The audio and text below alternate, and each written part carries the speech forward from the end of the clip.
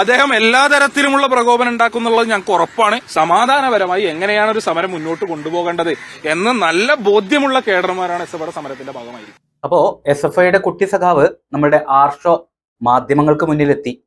പക്ഷെ ആരും കളിയാക്കരുതട്ടോ, കഷ്ടമുണ്ട്.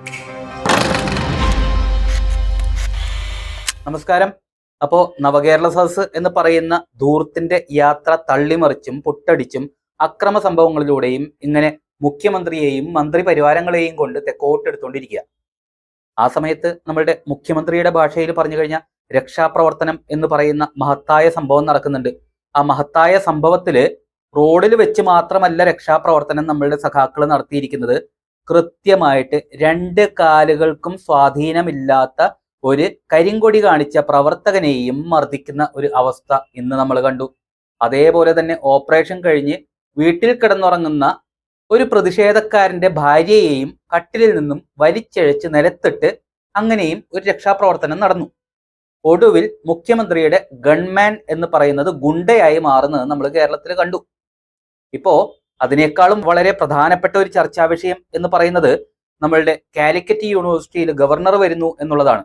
കാരണം ഗവർണർ എന്ന് പറയുന്നത് തിരുവനന്തപുരത്ത് വെച്ച് എസ്എഫ്ഐ സഖാക്കള് പ്രതിഷേധിച്ചപ്പോ കൃത്യമായിട്ട് ആ കാറിൽ നിന്നിറങ്ങി തിരിച്ചൊരു വെല്ലുവിളി നടത്തിയപ്പോഴേക്കും ഓടി ഒളിച്ചിട്ടുണ്ടായിരുന്നു.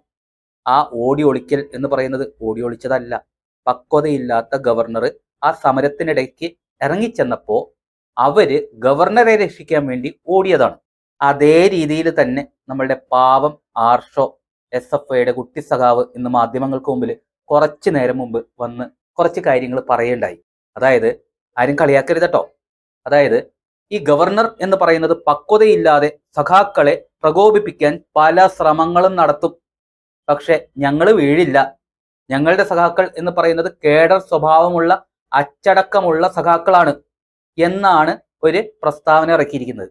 അപ്പോൾ സ്വാഭാവികമായിട്ടും ഈ മാധ്യമങ്ങളിലും അതുപോലെ തന്നെ സോഷ്യൽ മീഡിയകളിലും എസ്എഫ്ഐ സഖാക്കൾ എന്ന് പറയുന്നത് അങ്ങോട്ട് മലമറിക്കും എന്ന് പറഞ്ഞ് വാർത്തകളിട്ട മാധ്യമക്കാരാരായി? സ്വാഭാവികമായിട്ടും നമുക്കിപ്പോൾ പറയേണ്ടത് പവനായി ശവമായി എന്നാണ്. അതായത് കൃത്യമായിട്ട് അവര് വിചാരിച്ചത് ഗവർണറുടെ സുരക്ഷയ്ക്ക് വേണ്ടിയിട്ട് നമ്മളുടെ ഇപ്പോൾ ഇന്ന് തന്നെ ആലപ്പുഴ കായംകുളത്ത് 50 യൂത്ത് കോൺഗ്രസ് പ്രവർത്തകരെ കരുതൽ തടങ്കലിൽ വെച്ചിട്ടുണ്ട്. അതായത് നമ്മളുടെ ഊരിപ്പിടിച്ച വാളുകൾക്കിടയിലൂടെ നടന്ന ഊരിയ കത്തിയും കണ്ടിട്ട് യാതൊരു ഭയവുമില്ലാതെ നടന്ന മുഖ്യമന്ത്രി അതിലൂടെ യാത്ര ചെയ്തു പോകുന്നുണ്ട്. അതിന്റെ ഭാഗമായിട്ടാണ് അവരെ കരുതൽ തടങ്കലിൽ വെച്ചിരിക്കുന്നത്. പക്ഷെ നമ്മളുടെ പിണറായി സഖാവിന്റെ പോലീസ് എന്ന് പറയുന്നത് ഗവർണറെ രക്ഷിക്കാൻ വേണ്ടി ഈ എസ്എഫ്ഐ കുട്ടി സഖാക്കളെ കരുതൽ തടങ്കലിൽ വെച്ചില്ല. അത് ആർഷോയ്ക്ക് ഭയങ്കര വിഷമമായി. കാരണം അങ്ങനെയെങ്കിലും മാനം രക്ഷിക്കാമല്ലോ എന്ന് വിചാരിച്ചു. പക്ഷെ കരുതൽ തടങ്കലൊന്നുമില്ല എസ്എഫ്ഐക്കാരെ.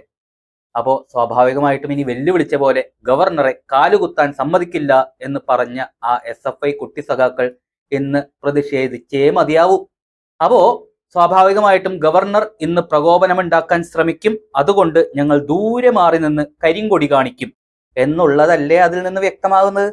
മാത്രമല്ല കാലുകുത്താൻ പോലും സമ്മതിക്കില്ല എന്ന് പറഞ്ഞവര് ഈ പറയുന്ന ഗവർണർ എന്ന് പറയുന്നത് അവിടെ കാല് കുത്തുമ്പോ മാറി നിന്ന് കൊടി കാണിക്കും എന്നാണ് ഉദ്ദേശിച്ചത്. അപ്പോ സ്വാഭാവികമായിട്ടും കാല് കുത്താൻ സമ്മതിക്കില്ല എന്നുള്ള ആ ഒരു വെല്ലുവിളിയിൽ നിന്ന് അവർ പിന്മാറിയിരിക്കുന്നു. തടയും എന്ന് പറഞ്ഞതിൽ നിന്നും വ്യത്യസ്തമായിട്ട് ഗവർണർ പ്രകോപനം സൃഷ്ടിക്കുന്നതിൽ പെടാതെ ഞങ്ങൾ ദൂരെ മാറി നിന്ന് കരിങ്കൊടി കാണിക്കും എന്ന് തന്നെയല്ലേ വ്യക്തമാക്കിയിരിക്കുന്നത്. പിന്നെ അഥവാ ഏതെങ്കിലും സഖാക്കള് ആ കേഡർ സ്വഭാവം മാറ്റിവെച്ച് ഗവർണറുടെ മുന്നിലേക്ക് ചാടി വീണാൽ ആർഷോയ്ക്ക് ഞാനൊരു ഉപാധി പറഞ്ഞുതരാം. നമ്മളുടെ പാകിസ്ഥാൻ സൈനികര് ഇന്ത്യയിലോട്ട് നുഴഞ്ഞു കയറി കഴിയുമ്പോൾ അവര് മരിച്ചു കഴിഞ്ഞാൽ അത് ഞങ്ങളുടെ സൈനികരല്ല തീവ്രവാദികളാണ് എന്ന് പറഞ്ഞ് ശവം പോലും ഏറ്റെടുക്കാത്ത ഒരു അവസ്ഥയുണ്ട്. അതുപോലെ അത് ഞങ്ങളുടെ സഖാക്കളല്ല എന്ന് പറഞ്ഞാൽ മതി.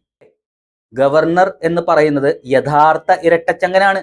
അല്ലാതെ ഈ 1.5 കോടിയുടെ ബസ്സിൽ ഒളിച്ചിരുന്ന് സഖാക്കളുടെ കവചം സൃഷ്ടിച്ച് നവകേരള സദസ്സിൽ തള്ളിമറിച്ച് കുറെ അഴിമതിയും അതും ഇതും ധൂർത്തും എല്ലാം നടത്തി അതിൽ നിന്ന് രക്ഷപ്പെടാൻ വേണ്ടി ചക്രശ്വാസം വലിക്കുന്ന കേരളത്തിന്റെ മുഖ്യമന്ത്രി അല്ല യഥാർത്ഥ മാസ് എന്ന് തന്നെ പറയാം.